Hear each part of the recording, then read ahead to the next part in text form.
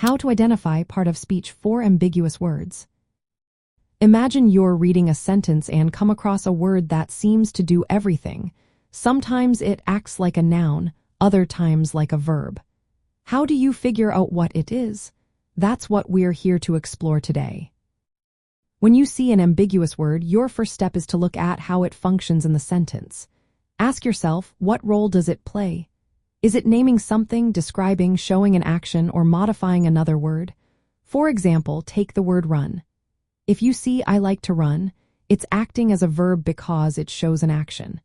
But if you see I went for a run, it's a noun because it names an activity. Next, check the words around it. If the word comes after an article like a or the, it's often a noun. For example, the run was tiring. If it follows a linking verb like is or seems, it might be an adjective, as in the run is tiring, where tiring describes the run. Understanding the overall meaning of the sentence helps too. If the sentence is talking about someone doing something, the word is probably a verb. If it's talking about a thing or an idea, it's likely a noun. Knowing where the word comes from can also help. Many English words have Latin or Greek roots that hint at their original part of speech. For example, words ending in -tien are usually nouns, like celebration or information. Recognizing these endings can guide you in identifying the correct part of speech. Using clues from the sentence is key. Look at the words before and after the ambiguous word. Sometimes you can test the word as different parts of speech to see what makes sense.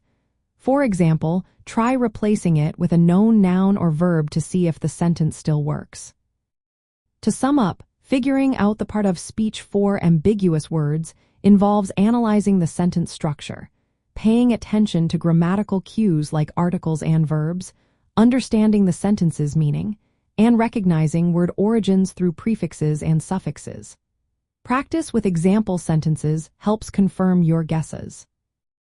This approach ties into foundational vocabulary skills by helping you define words clearly, understand their origins, and see how they function in sentences. It makes learning new words easier and more precise.